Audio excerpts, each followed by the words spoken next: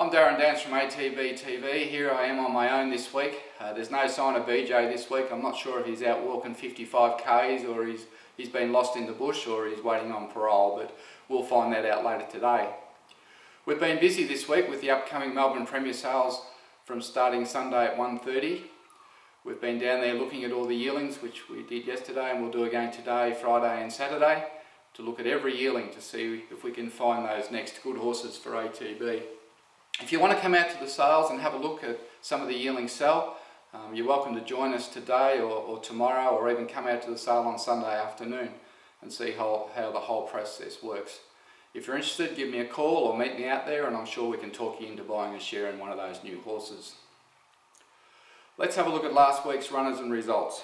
We start off with Gen Y at Donald. A super run to finish second.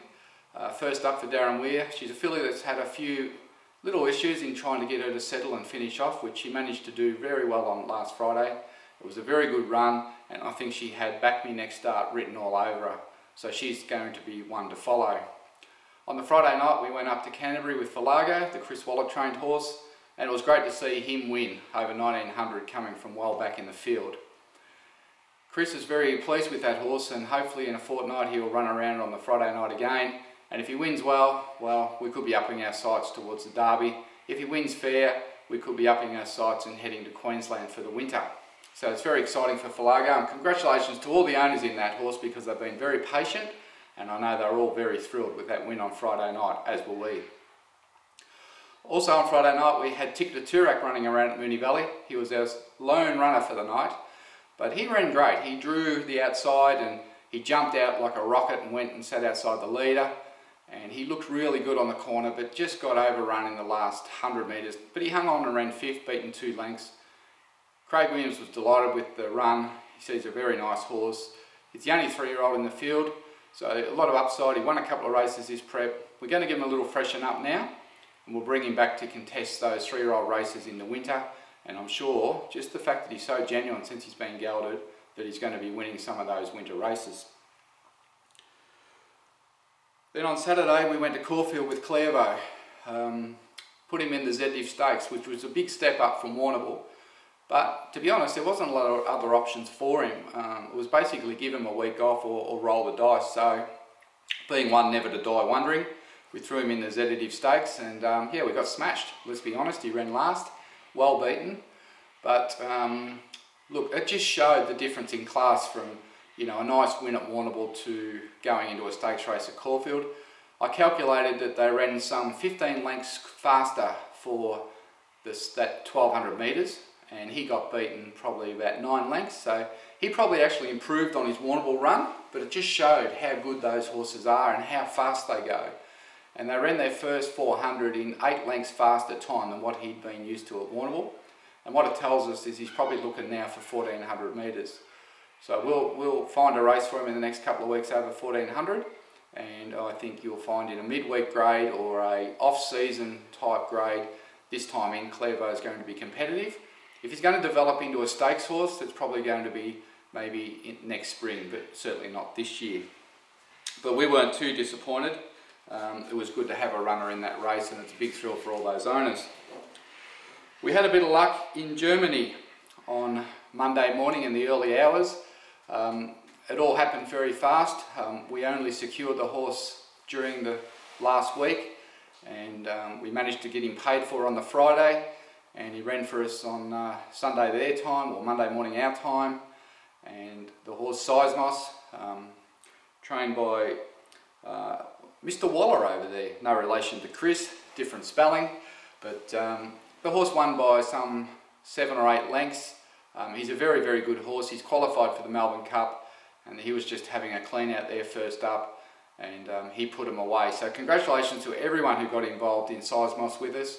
It was very good to buy a horse on a Wednesday and have him winning on a Monday. So he'll be off to Dubai. He flies out in the first week of March, and more than likely he'll be turning up on World Cup night on March 29th to contest the Shima Classic, the Group 1 race there, which is worth around about $5 million US. So it's a very big race, it's a prestigious race, and obviously it's going to be a very, very tough race, but Jackalbury did run third there for us a couple of seasons ago, and then he came on to run third in the Melbourne Cup, so you know, we'll be excited to see where Seismos finishes in that race, and it'll give us a bit of a guide for the future. I know a lot of you have rang me and emailed and said that you missed out on getting involved, but as I keep saying, only 9 or 10 people can get involved in these horses.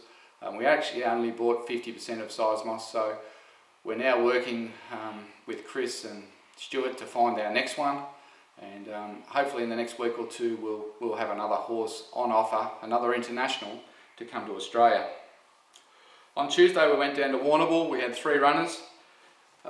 We didn't have a lot of luck there, but we'll start with Princess Hussey, the Darren Weir trained Princess Hussey. She was second up. She was only having her 3rd career start. We knew that she was looking for a bit of ground, and I think Darren's done a terrific job with her.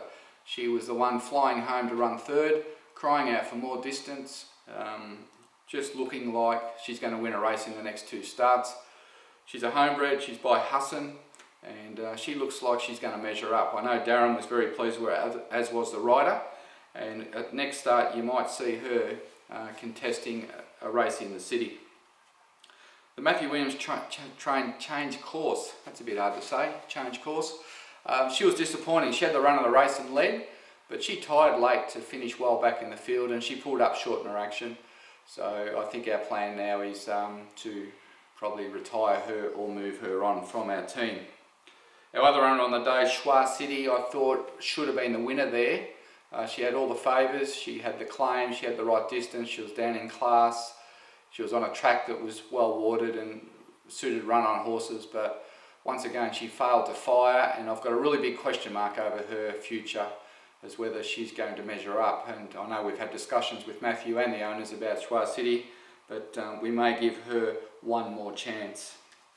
Sandown on Wednesday, we had 2 runners. Edge of War, after coming off a solid 1200 metre win, we took him to Sandown and rolled the dice over 1200 again, but he finished midfield, probably beaten 4 lengths, but I guess really he's bred to stay, and he just dowed out according to Brad, and said he's definitely looking for 14 to 1600 metres now in that grade, and we'll probably drop him back to a Werribee showcase race over 1400, and that'll be probably where he fits in the whole scene. Tayu started a very short price favourite in the last. $2.50 was too short for me. He looked the winner because he ran great at Moonee Valley when he ran 2nd. The winner came out and won the Kilmore Cup, so everyone expected him just to win. The problem there was that I guess the track was leader biased, and he's a run-on sort of horse, so probably had to ride him a little bit closer than we would have liked. Didn't really suit him. He charged through late and grabbed 3rd, just missed 2nd, and that didn't really surprise me. Jamie Mott rode him well and said, look, he didn't appreciate being on the rail inside the horses, and he's definitely looking for 1800 to 2000, and that's what we'll do with him now. So don't give up on him. He's a talented horse, but sometimes if you get track bias and things just don't work out, you can get beat, especially at those short prices. So that's our runners and results. 2 winners for the week, so that's quite good. Looking forward, fairly quiet. Only 4 runners at this stage, and some of the final fields and noms aren't out yet for next week, but we've certainly got Jelly Baby running tonight at Moonee Valley over 2500, trained by Michael Kent. As you would know, she's been building towards a win, and she was a little bit unlucky last start when she looked like she was going to win that race at the Valley before getting pushed off the track to about 4 or 5 wide on the corner, and she just battled away to run 4th. Speaking with Mick Kenny gives her a great chance tonight at the Valley, and says that there's probably only 1 horse to beat, and we should definitely have something on her each way. So I think you'll find that Jelly Baby was certainly running top 3. We've got to wait a bit then, so we've got a couple of days off, which will be good because we'll be at the sales. We've got some early entries for Terang on Tuesday, and we've got some early entries for Sandown on Wednesday, where you will probably see Tayu backing up at Sandown over 800, Princess Hussey going to Sandown, and a 2-year-old first starter trained by Maddie Williams called Royal Fantasy debuting at Sandown. She's trialled up well, and look, you never know what you're going to get in these 2-year-old races. You go there confident and you might get smashed, or she might just run well. It's a little bit hard to say. So going forward, only those few runners. I'd be certainly having a good look at Jelly Baby tonight, and I'll be having a good look at Tayu on Wednesday if he runs. Last week we started off our autumn tipping campaign, and we had round 1 of all the big tipping. A lot of players this time, all trying to get that free trip up to the Golden Slipper for 2, courtesy of Centrebet and Dean Elliott. And I know I promised you that we'd try and find out who Dean Elliott was and what he looked like.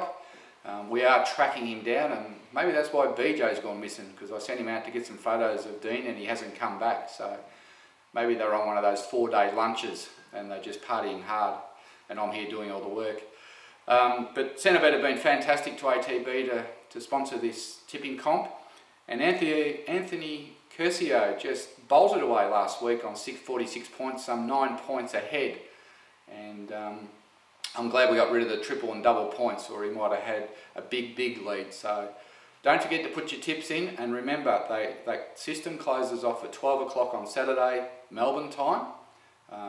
I can't change that, so if you don't get your tips in before 12, or you're halfway through doing them and it hits 12, you'll be thrown out like some of you were last week, and you won't be able to get your tips on. But I can't even see my name on the front page, so I'd say that's probably some sort of operational error because I'm just not that bad at it. I did have a shocker though, I must admit. And BJ's up there in 4th or 5th spot, so I wonder whether those tips went in on Saturday morning or Sunday morning, because I don't think he's that good.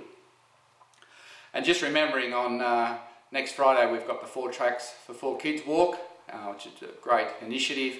The racing people get behind it and raise a lot of money, and BJ's up there with one of the leading individuals with the sponsorship. So if you want to walk with him, let us know. We've got a table booked for Moonee Valley after the walk, and anyone who walks, we'll buy them lunch. You won't see me walking. I get tired driving 42k's, let alone walking 42k's. So good on BJ for doing that.